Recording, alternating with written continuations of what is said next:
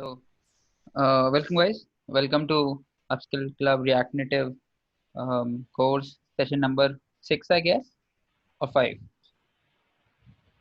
I guess Five, five, it's 5. five. So, welcome to Upskill Club React Native session number 5. Today, our target was to watch up till 160 videos, which is, I guess, not the middle point. Almost 40% of the course is done. Uh, and course has taught us various things: how to use context, how React Native differs in terms of styling, what is the basic component in React, and a lot of other things and small nuances also. So today, what we will all do is we'll take a stop check and we'll walk through whatever we have learned till now in the course and be really attentive in terms of okay what I might have missed or I might have forgot. And Manish will be taking care of that. Manish will walk through whatever he has learned till now in the course, and we'll see through his eyes and let's say maybe question or if something we have missed personally. Okay, Manish, over to you. Yeah. So let's go section by section and try to understand what we learned, what was the key crux of each section. And after each section, I'll stop. And if anything is to be added from, let's say, the audience, which is Anupam, Hitanshu, Tushar, and Saransh, please add it. So, so let me start. So section one was more of a setup guide. There was nothing fancy about it other than the fact that, like, given a boilerplate code, can you run it and like can you run it on the simulators as well as the app using the desired tools. So there was nothing fancy around it, but it was just a setup because so nothing I would add there. Let's come to section two first, where it's more about working with content. So here we first learn about the concept of React components and how we define each component, which is basically visible on the app, and we learn the basics of uh, we learn the basics of how like JSX is something that we use and how it gets compiled. Like we get the concept of like I think the most important question that we learned at section two was why do we import React? Because we write some sort of a JSX code which can only be converted by React library into a normal uh, GS code which is finally run in the system. So it just gives you a little bit insight of what a custom component is and how they work and like the basic principles. Then again, like both the segments individually didn't have that much of a value, but when we come to segment three, we start talking about styling and the first non-primitive component of JSX, which is list. In that, we learn about the flat list concept, which says if you have a custom or primitive JSX component, you can use it to replicate multiple such instances using the flat list. And for a flat list, one of the key properties was like there's a concept of data, there's a concept of rendering, and there's a concept of key property. Data is something which you want to loop on, and then a render function is basically how do you want to render that data. That definition goes there. Then because it could be an array of objects and then you just wanted to show one field, that's where render function comes in. And then the final thing was key property. Key property, as I learned, was very important in terms of, let's say, deletion, optimizing for deletion and basically reordering. Because if you don't have a key property and if you try to delete, the state management will be unoptimized. It's not that it's like it's not happening, but it's very unoptimized. And then I also learned one of the questions which I had in that segment was why can't we use order as a key property? Where the answer which came in was the order keeps on changing, right? So the whole list need to be shifted. If I delete 5 from a list of 10, 6, 7, 8, 9, 10 all have to shift up. That's why key should be explicitly defined and not just the order of element in the array. So that was flat list. Did I miss anything? Moving forward, navigating users between screens. Now, at this point of time, we are trying to make one app, and one of the key things that we realize is that up till now we are looking at a single home screen and we are playing around it with some JSX elements.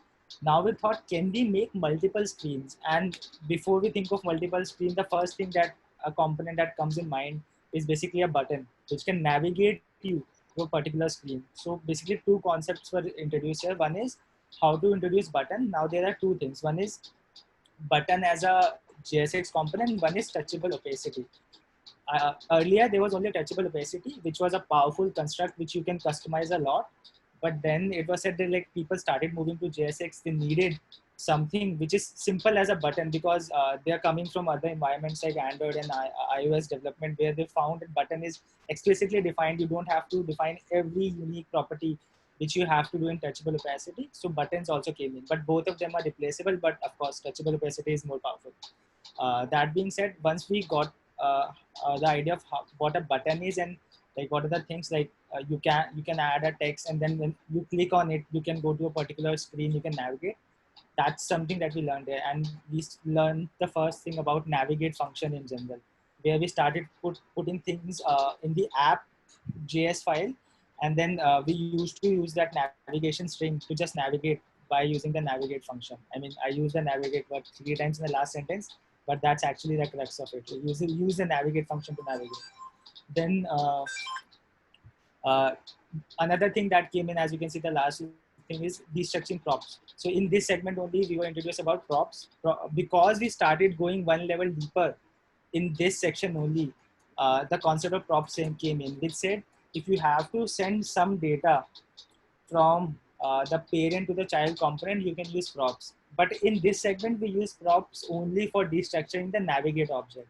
This was the first time that we were told about that navigation object is always passed from the app screen to all the child components, and we destructured it to get the navigate function from the props. But this was the first thing what a prop is like. It's a data sharing mechanism between a parent child. Then we move to, did I miss anything? Section 4, want to add anything? Nothing good. The props are can also be used. Let's say, remember there were two way to navigate, either by using calling the navigate function inside the prop, or let's say you calling navigate through callbacks. वो भी cover नहीं हुआ था, हो गया था. No, callback we didn't. I don't think we studied there because I'm not sure. Then we moved to section 5, which was about building reusable components. Now, at this point of time, when we're building the app, we sort of realize that if we have to show a thing 3 times, I think at this point we are trying to make the list of images and do that kind of an app. So it was very important for us to recognize if we can make a component which we can reuse, and we can just pass in some data to it to customize it. Component reuse was something that came in. It was the first time we were introduced to the folder of components, in which you can put certain things, you can draw them, and then you can use them in, let's say, flat list and any other constructs by just passing them right props.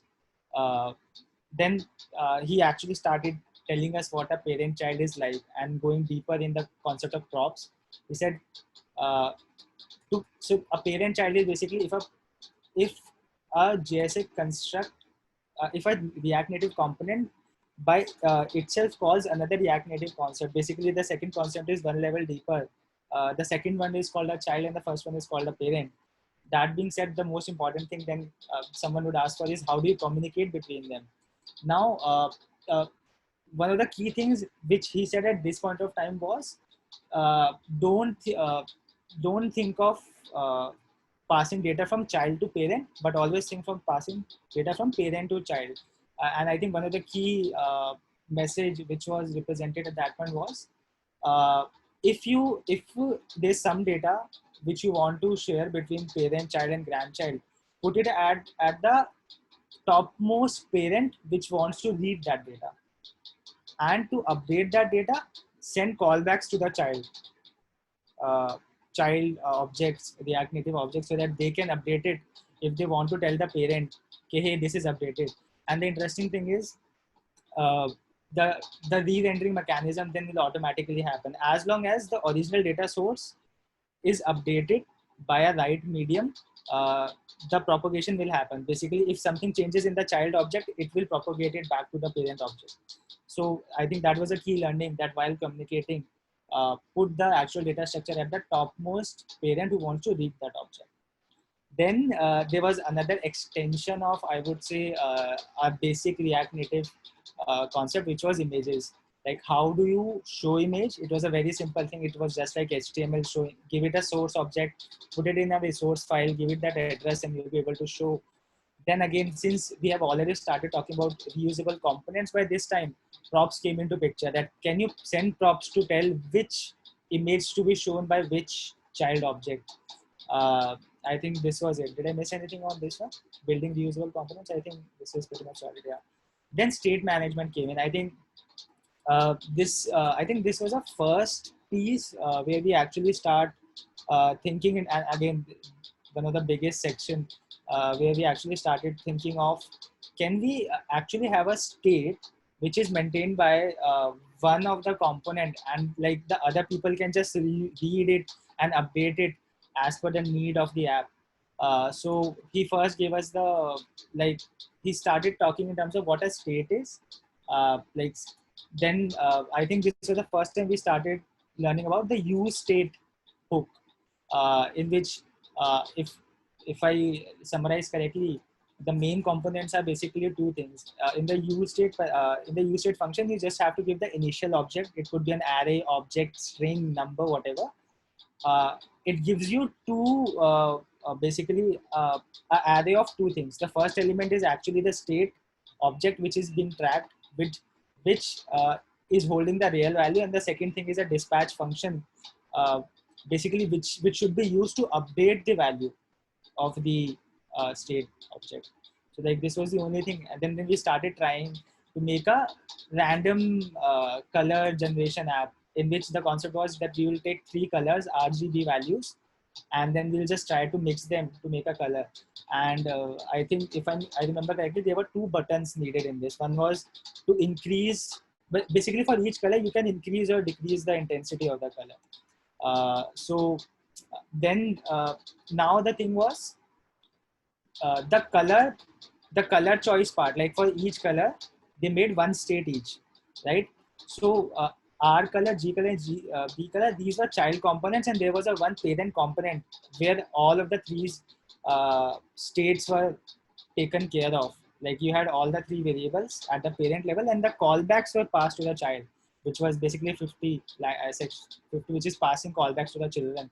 And then it was shown how at a children level, if I increase a color intensity, how we call the dispatch function there and then only, which updates a parent level state.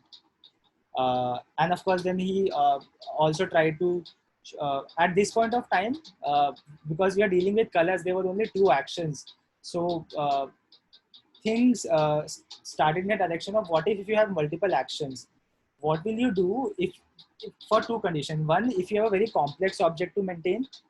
Two, if you have many actions. So can we sort of make a reusable piece of code which is more readable and it's more understandable? At this point, reducers were introduced. If I remember correctly, reducers were introduced because there was a stark similarity in the RGB components. Like all of them have plus and minus logic. All of them had a validation logic that they should not be less than 0 and they should not be more than 255. All of them, basically other than the what color they are representing, everything else was same at the child components. So at a parent level, one thing came in mind, that can we just have an object which has three values, R, G, and V, and basically the value for each key is the final intensity of that component. And that's where reducer came in. Why? Because for each color, and you have two operations. So basically you had 6 operations and 3 values. So we started learning about basically use reducer hook, in which what we basically say is, you again give an initial object, but this time you also have to give a reducer function, which basically maps for each state value and an action value, and let's say some payload for that action, how the state would change. For example, if red plus, I remember the example correctly, we would say the red component is incremented by 15. I think 15 was a number which we chose at that point. And there was also some sort of validation that it doesn't go out of bound 0 to 255.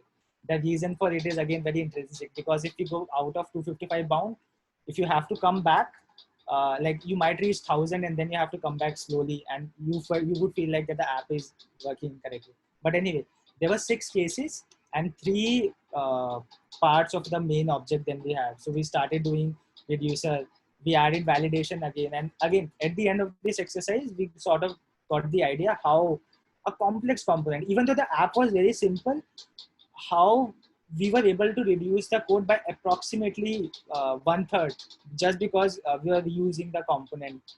And reusing state is what a reducer is if you have a complex state. That's what I understand, like if I have to think correctly. So I think at this point you are able to use reduce hook as well. Then few more things was added, like how can you handle and show text input.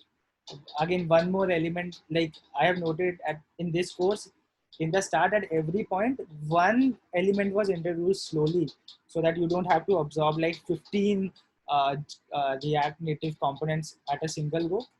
And this time he started showing us text input, and then there was an exercise.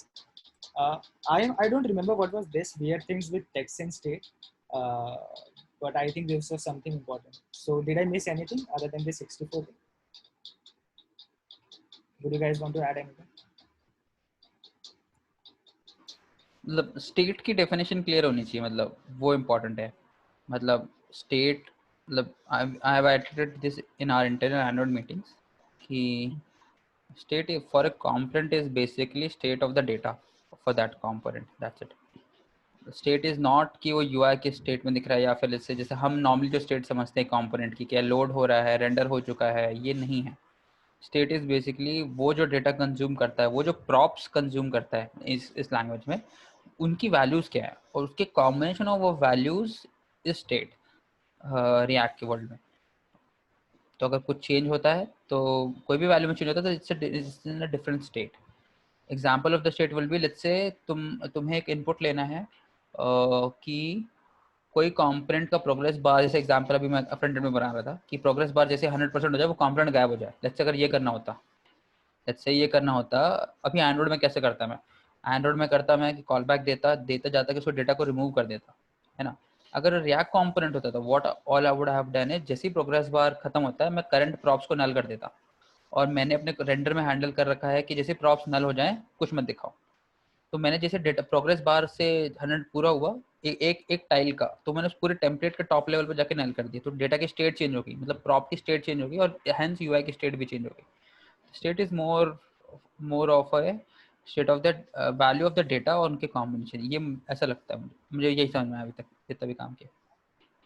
And the good part is, whatever React Native component you associate with that state, if the state changes, the component sort of observes that change and changes correspondingly, and it will also propagate it towards the chain, whoever is using it. Like if the child is updated, the parent will also get updated. So I think तो नहीं, तो technically child independently कभी update नहीं होता है. हमेशा mental map बना देता हूँ मैं आपको, हमेशा याद रखने के लिए कि काम कैसे कर. जैसे आप कोई भी एक्शन लेते हो, जैसे आप एडिट टेक्स्ट में आपने एक ए की जगह बी डाला, एक आप प्रॉपर्टी अपनी लोकल अपडेट करते हो, ये प्रॉपर्टी आपके पेरेंट पे अपडेट होगी, उसका रिड्यूसर चलेगा, रिड्यूसर फाइनली कॉल करेगा रिडक्स स्टोर को, अब रिडक्स स्टोर डिसाइड करेगा कि किसको अपडेट होना है. वो आपके पहले पेरेंट का रेंडर हैंडल करेगा, पहले पेरेंट के रेंडर पे आपके कॉल बैक आएगी. पहले पेरेंट फिर अपने चाइल्ड को कॉल करेगा. तो हमेशा प्रॉपर्टी या फिर स्टेट पहले पेरेंट को पता होता है, फिर चाइल्ड को पता चलता है. Cool. and that is why that principle is very important, that parents should send a call back to child. So even if the child action is happening at a child level, the parent state will always get updated, and then what Anupam said will always happen. Cool, continue. Moving on to section 7, which is how to handle screen layout.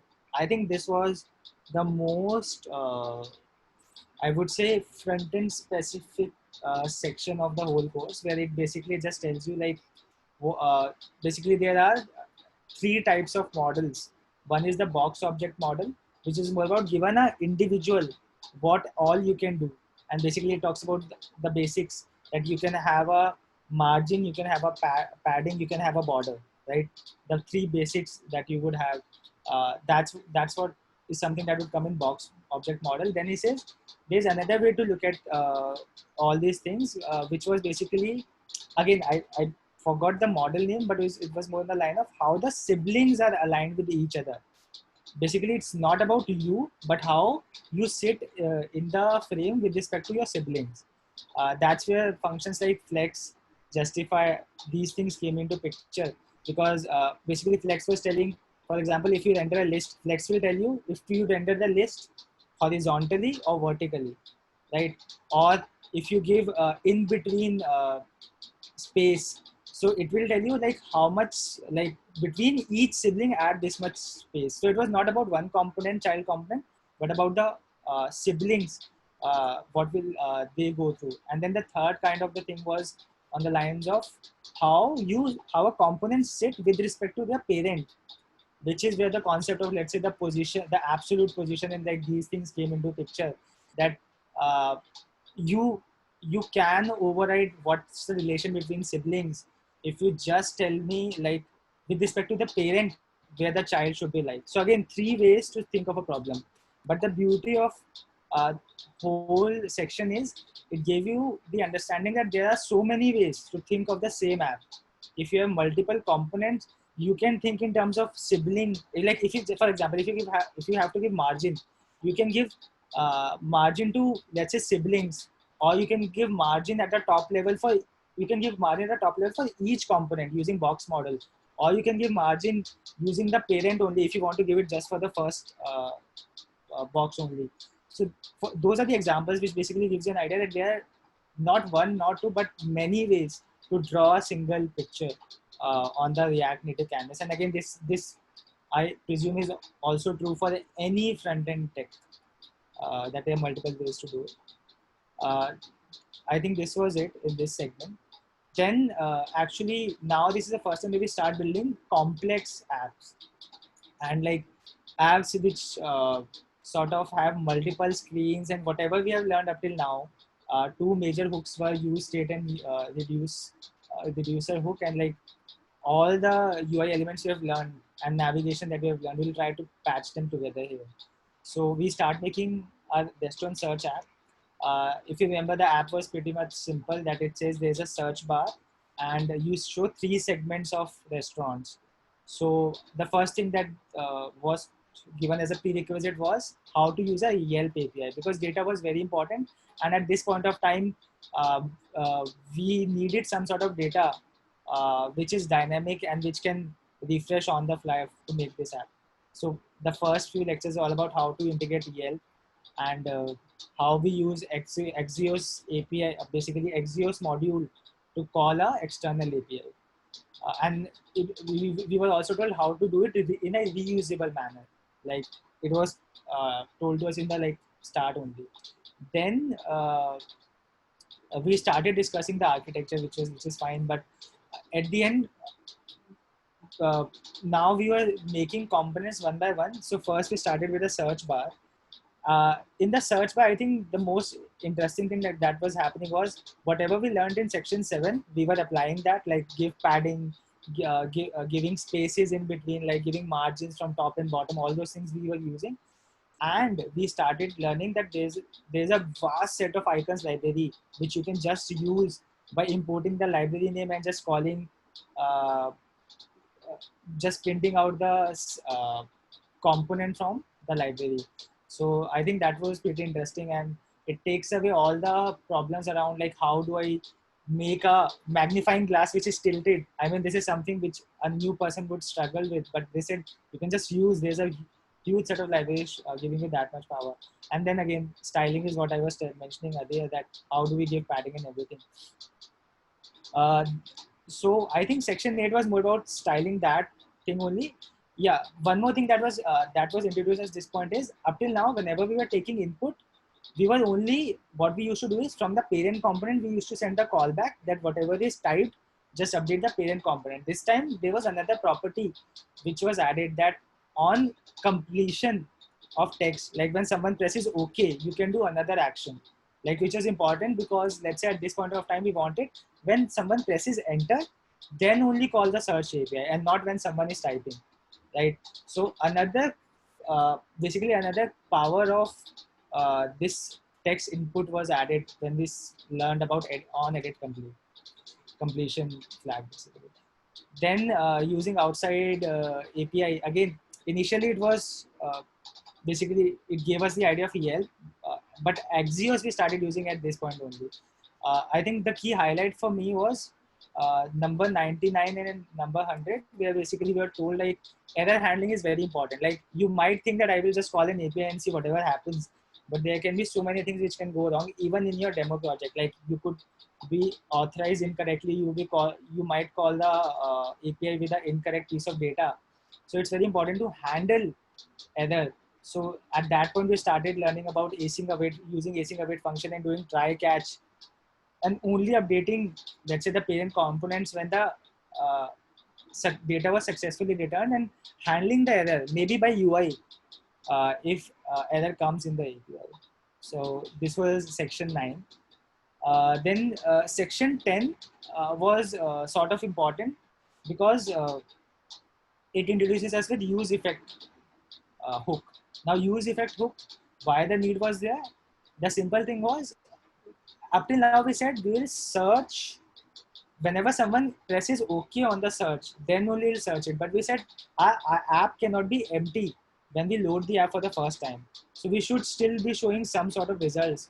So what can we do to call, let's say, some sort of, to render some sort of component once only when the app is built? For that use case, you can use use effect. And what he did was like he called the API for with some hard coded data. Then the app is loaded, and the use effect is triggered. And after that, whenever we are doing anything else in the app, use effect was never triggered. So it was more like, how do you cold start your app? Those are the things, or the things that you only want to do once when the component is rendered for the first time. Those things you can achieve from the use effect book. Uh, so using that, we started showing the first cold start screen. He also told us like how do you group results? Like it was a very basic thing, how he was filtering out results based on single dollar, double dollar, triple dollar, and then again flat list rendering, which is obvious. Up till now, did I miss anything, or do you want to add anything till this section? Because use effect was there. Uh, I think I should move forward. Then navigation with parameters. So now at this point, we achieved two things. We are able to make a single page app which has a search bar and which has 3 segments. But that was not the only use case. The other use case that we would see at some point is basically how, like if you click on a restaurant, you need to send some sort of data to the next page. Let's say a restaurant ID, or let's say in UC, if you click on a service, on the next page you need to send the, let's say, category key and city key. How do you send that data uh, as a navigation parameters? That's what the whole section is about. Uh, there were few styling issues which he was fixing. Uh, then we use the with navigation helper for the first time. I would really appreciate if someone would uh, help me with navigation use case in a better framing, because I'm not able to capture why it was so unique. Can, like, Tushar, Anupam, Hidanshu, Saransh, can anyone add why it was so unique with navigation helper?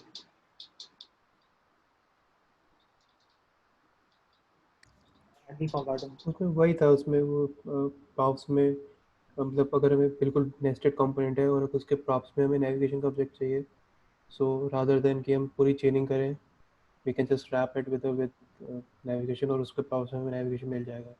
अब वो navigator की headache है कि वो कैसे दे, but in the end हमें वहाँ मिल जाएगा. So वही था कि हर उसके अंदर प्रॉपर्टीज के लिए नेविगेट तो पास होता ही है, तो हर कंपोनेंट के पास प्रॉपर्टी होती है नेविगेशन की इंडिविजुअल्स. तो navigate और get आप कर सकते हो कोई एक बिल्कुल, पर्टिकुलर. तो उसका कॉन्टेक्स्ट मिल ही जाता है नेविगेशन का, और इनडायरेक्टली आप उससे कहीं पे भी नेविगेट कर सकते हैं. But I think one of the things which we have also learned, that grid navigation is only useful for the screens which the navigator stack at the app.js is sitting on. Like only those screens will have access to these things, right? Any other screen, of course, now I can't even think if you can have any other screen which is not there in app.js. But one thing for sure, the navigate object is only passed to these things which are wrapped in app.js using the navigator. So it started talking about like how do you fetch a single restaurant details and showing images like very basic thing on how to render a single screen. Uh, then the last topic, which is a big one, advanced state management with context. Now, why do we need context? Like that was the most important thing that we started with. Up till now, all the apps that we have made were only one distance away from the top level of the app. So we never went into like 2 clicks into the system. Like we never had a grandchild level of communication as of now. So what we realize is like we can always use state and reduce functions where you can say from the parent you give it to the child and from the child you give it to the grandchild. But you can quickly imagine how hard it can be if you have 4 or 5 levels of uh, hierarchy in your app architecture. So here comes the concept of what I love to call a global context or global data storage, which can be used by the app overall. So that is something which you achieve by use context hook. Now, use context hook again was uh, was initially like introduced. How do you call use context? Again, two things which I distinctly remember about context is one, you at some place you initialize the context and you say this is the initial data structure, this is the reducer I want,